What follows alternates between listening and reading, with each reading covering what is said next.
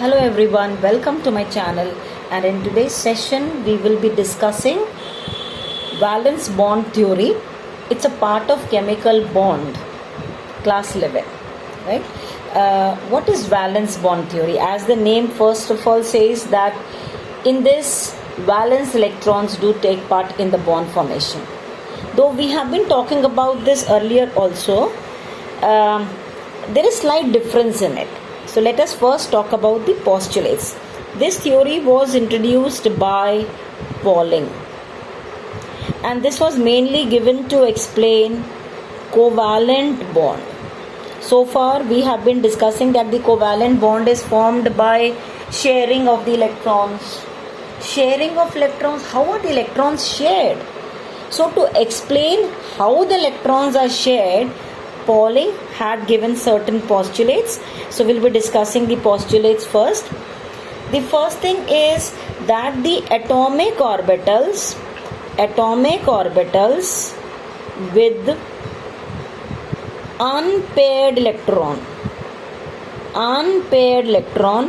in the valence shell. Now each term has a significance, so please see carefully. Atomic orbital with unpaired, not paired. Paired will never take part in the bond formation.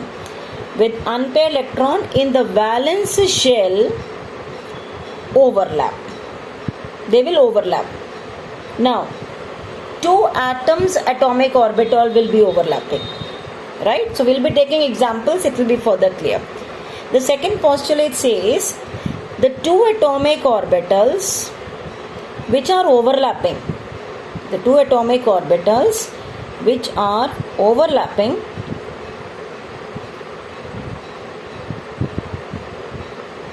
should possess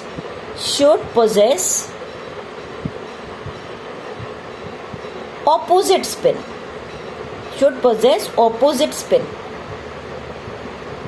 Now suppose I am talking about hydrogen, H2 molecule. There are two electrons, one in one hydrogen atom, another in the second hydrogen atom. So the two electrons, two atomic orbitals which are having unpaired electron, when they are overlapping, might be initially they have the same spin, but after they overlap, the spin should be reoriented. So in a way we can also say that there is reorientation of the spins such that they should be having the opposite. Because if they are moving in the same direction, then it will not be stable. So is it clear? First of all, either the atomic orbitals overlapping should have opposite spin, or if they have same spin also, after overlap there should be reorientation of the atomic orbitals such that they have opposite spin. Reorientation of atomic orbitals, you may write, so that they have opposite spin. Then only there will be a stability in the molecule. Right? Now, the next postulate says the extent of overlapping will decide what is the strength of the bond. The extent of overlapping will decide the strength of bond. That means if the overlap is more, the bond length will be less. Right? If the extent of overlapping is more, the bond length will be less. When the bond length is less, the bond strength will be more. So more the extent of overlapping, more strong the bond is. Okay. Please take the screenshots in between so as to maintain the notes properly. Let's move on to the next postulate now. The atomic orbitals which are overlapping should possess the same sign. They should possess the same sign. Actually, what are atomic orbitals? They are nothing but the waves.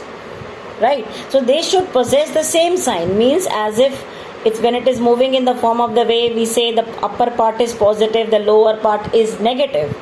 So this will be mainly applicable for p orbital, because if I am talking about s orbital, S orbital is spherical. For it, there is no proper orientation. So we can say the S orbital, when it is overlapping, the overlap is non-directional. For S orbital, the overlap is non-direction. For this, the orientation doesn't matter. But in case it is p orbital, first of all, the sign should be same and the orientation should be proper. Let us say, what is the meaning of that sign same? Suppose this is p orbital and its positive is written here. The other p orbital also should have the positive. Then only the two can overlap and can form, bond. Right? Had it been like this, instead of like the same sign, suppose the p orbital, one was having the positive this side and the other p orbital is having negative and positive. In this case, there can be no overlap. The sign of that lobe which is overlapping should be the same. Sign means that both should be lying in the upper part, that is the crest, not in the trough. Not the crest and trough, they cannot overlap. Now this is about the sign. If we are talking about the orientation, then if I am writing p orbital like this p orbital cannot overlap with this one, because the orientation is not proper. Okay, so this overlap also is not possible. They should be oriented properly and the sign should be same, then only the overlap is possible. Right? So now let us consider the types of overlapping. Types of overlapping. There are two types of overlapping. One is axial overlapping. That means along the axis it overlaps.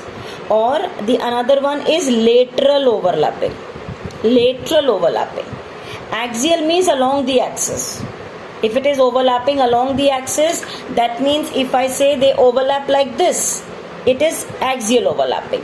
And if lateral means they are like this and then they are overlapping in this manner, that will be lateral overlapping. This will be axial overlapping. Okay, now let us consider the examples. Before that, let me tell you, the axial overlapping results in the formation of the sigma bond. The sigma bond is always formed by axial overlapping, and by the lateral overlapping the pi bond is formed. So pi bond will be formed by lateral overlapping. Now let's first consider the types of the sigma bonds. Now let me take examples directly to explain. Say I am talking about H2. In this we will also cover what type of sigma bonds are possible. H2 is having two hydrogen atoms. Each hydrogen atom is having 1s1 configuration. That means each hydrogen atom is having s orbital. So the s orbital of one hydrogen atom containing one electron overlaps with 1s orbital of the another, so that should be having opposite spin. If they are not having opposite spin, I told you, after overlapping the atomic orbital is reoriented in such a manner that it should have opposite spin. Okay, so in the beginning it may have the same spin, but while overlapping it will reorient itself in such a manner that the spin is opposite. So now when we are writing the 1s orbital and 1s orbital overlap, we will be writing two electrons in it. Both the electrons will have opposite spin, because s orbital and s orbital, s of one hydrogen overlaps with s of another. This type of bond is sigma s bond. It is sigma s overlap, we can say. It is sigma s overlap. The s orbital overlaps with the s orbital. Okay, now let us consider the another example of, say, HF. Okay, hydrogen, there are two elements in it, hydrogen and fluorine. This is hydrogen, another one is fluorine. Hydrogen configuration is 1s1 and fluorine valence shell configuration is 2s2, 2px2. It is having 2py2 and 2pz1. Actually there is one unpaired electron in it.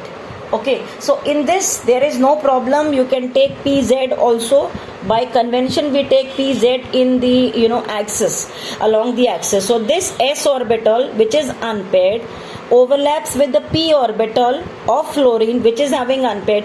These, though in the valence, will not take part in the bond formation.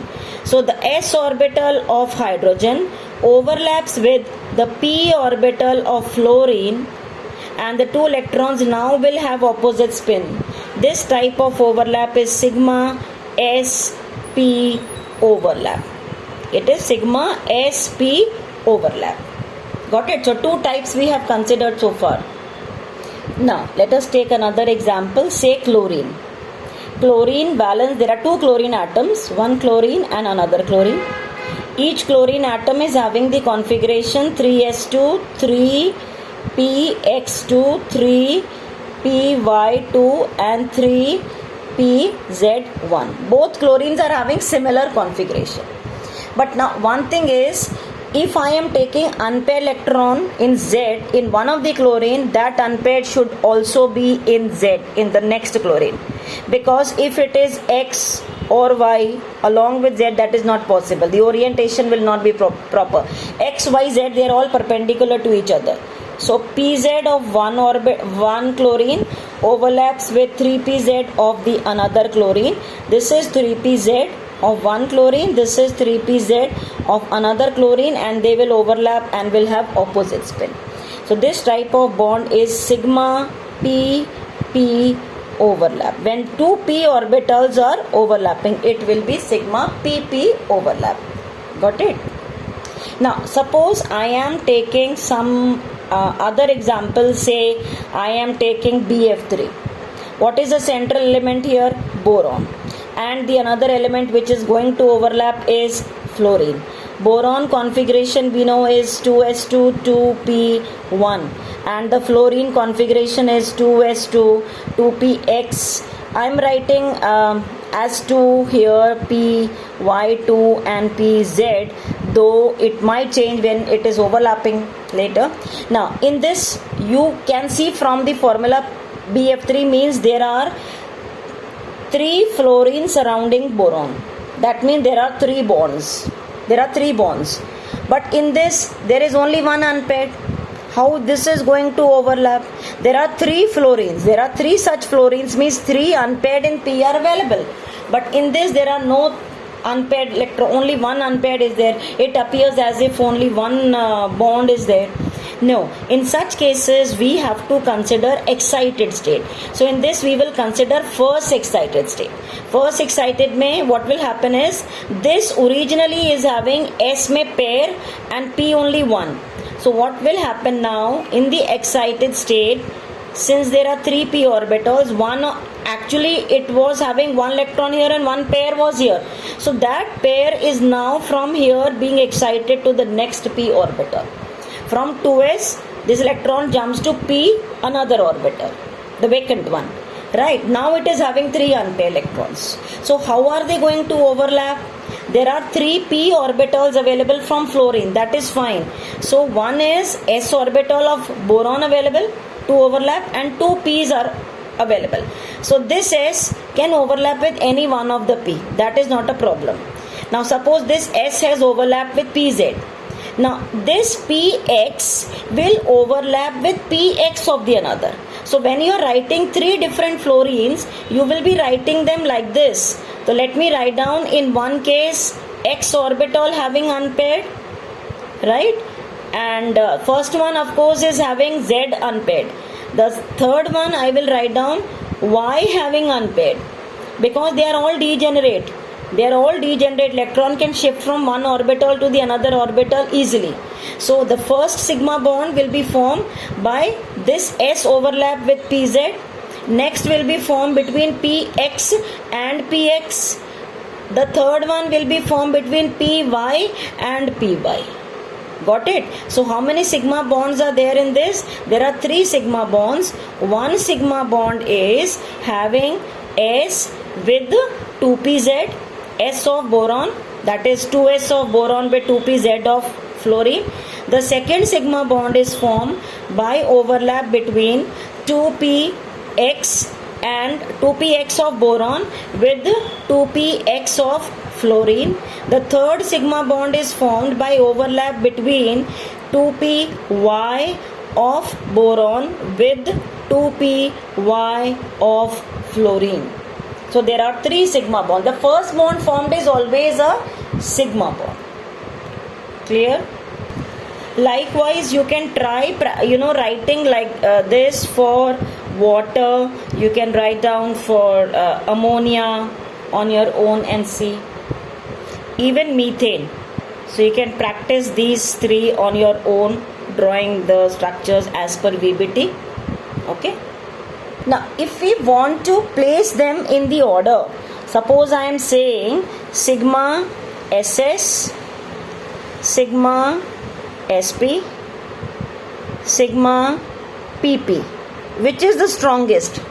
I told you in between that the extent of overlap will decide the strength of the bond. As per the shape of the orbitals, we can say the p orbital will have the maximum overlap. So sigma PP is the most strong one, and then SP, and then S. S is spherical. Okay, the s orbital will always form a sigma bond. S orbital can never form a pi bond. Please write down that, very very important. S orbital will always form sigma, whether it is SS or SP.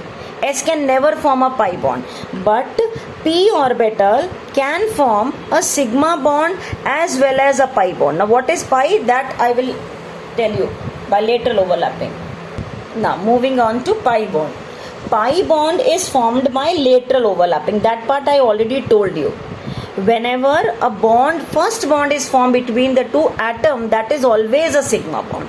In case there is a double bond, then there will be 1 sigma, 1 pi.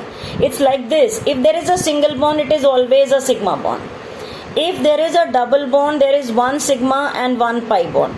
If there is a triple bond, there is 1 sigma and 2 pi bond. Sigma bond can never be more than 1.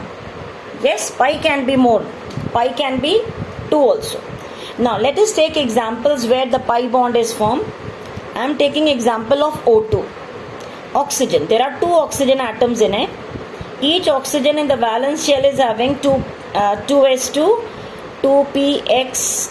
It is having 2py1 and 2pz1. There are 2 unpaired electrons in the p orbital. Right? So 2 of them can overlap. 2 atomic orbitals can overlap. Out of this, one of it we'll consider in the axis, along the axis. So let Z be along the axis by convention. So Z orbital of 1 oxygen, this is 2pz. Yes, this is 2pz orbital of 1 oxygen overlaps with the 2pz of the neighboring oxygen. There are 2 oxygens. They will form a sigma bond. There is 1 p orbital also having unpaired, that is this one, py. Let this be 2py. This also is 2py. It's not that y, if z you are considering here for the other one, this can be y. No, both directions have to be the same. So 2py overlaps with 2py. Now if z axis is along this axis, the py will be perpendicular. So that py, this perpendicular one will be overlapping laterally and will form a pi bond. So this will overlap here laterally and it is going to form pi bond. Now the shape of the p orbital is such that it is having the lobes above the axis and below the axis. So they are having lobes above as well as below. So when it is overlapping, it will be overlapping like this. So you will have the the cloud above the plane as well as below the plane. Do not consider this to be 2 bonds. Each pi bond will have a lobe, electron cloud above as well as below. So there is 1 sigma bond and 1 pi bond. So between 2 oxygen atoms there is a double bond, 1 sigma and 1 pi bond. You can also talk about, say, nitrogen molecule. 1 nitrogen atom, another nitrogen atom. Each nitrogen atom is having 2px2, 2s2, 2px1, 2py1, 2pz1. 3 unpaired electrons. So 3 unpaired electrons and all 3 p, x, y, z are perpendicular to each other. So when they are perpendicular means only one will be along the axis, the remaining two will be perpendicular to each other. So when we are writing, let z be along the axis. So pz of one nitrogen overlaps with the pz of another. This is 2pz of one nitrogen with 2pz of another, right? So perpendicular to this is, we have drawn y like that, so let us draw y only in the similar manner. This will be 2py, this is also 2py, right? And there is above the plane and below the plane, that we can not draw that way, so I am just drawing slightly tilted. So px I am drawing slightly tilted, this is 2px, this one is 2px. So this py will overlap with py. Py of one nitrogen will overlap with the py of the neighboring nitrogen. Same way, px of one nitrogen will overlap with the px of the neighboring nitrogen. So each pi bond is having an electron cloud above and below the plane. There is one sigma bond here in the center. This is one pi bond, this is another pi bond. That means between two nitrogen atoms there is a triple bond, one sigma and two pi bonds. Got it? Let us take one more example of ethene. This is ethene, C2H4. Okay, carbon configuration is 2s2, 2px1, 2py1, which is having only 2 unpaired electron, but we know that carbon is tetravalent, it should be forming 4 bonds. So first excited state we will consider, s electron we will send to p. Hydrogen as such is having 2s1, that we know. So this is the open structure for every molecule. You know, we cannot draw in the similar manner as we have drawn these lobes and all. Okay, so we can just open up the structure and explain what type of bonds are available here. So hydrogen, there are 4 hydrogens. So 4 hydrogens, and for each carbon there are these 4, right? So let us explain from here. This is of course giving s orbital. The carbon is forming 4 bonds. So one carbon, this carbon is having one side SS overlap. This is giving S. The other side it can have the P. So S, P can form, one of it can form a sigma bond. And then the other one. So this side also there will be this P overlapping with the neighboring P. Yes, so P of one carbon is overlapping with the P of another carbon. Is it clear? So carbon, one of it is overlapping with 1s orbital of hydrogen, another is overlapping with 1s of another second hydrogen. This is overlapping with P of another. Suppose it is Py, so this also will be Py, right? And this will be forming the pi bond. Same way the next carbon atom. Next carbon atom you can explain it. So overall each carbon is having 1, 2, 3 sigma bonds and 1 pi bond. Same way this side. Okay, so you can be asked anytime some examples where you're asked to calculate what is the number of the sigma bond and pi bond in the molecules. Like you can practice in your copies CH3, C double bond O, CH3. You can try in this. You can try in this example CH3CN. You can take in C2H5OH. You can have some examples, even the ones which are having something like this, where it is CH3 taken twice, okay, and then CH, CH2, CH3. Okay, so you can just take any examples where you are able to count the number of sigma and pi bonds. Okay, very commonly asked, this one also, C2, CN taken 4 times. You can just open up the structures and try to calculate how many sigmas and pi bonds are there in them. Fine. But if you are comparing sigma and pi strength, which will be a stronger bond? Sigma bond. Sigma bond is always more stronger than the pi bond. Sigma is more stronger. sigma is stronger than the pi bond. So anytime the unsaturated hydrocarbons are undergoing the reaction, the pi bond will break first and then the sigma bond, because always the first bond formed is the sigma bond, and that is the strongest bond, right? So please practice this valence bond theory. In the next we will be talking about the other theories and some questions. Thank you for watching.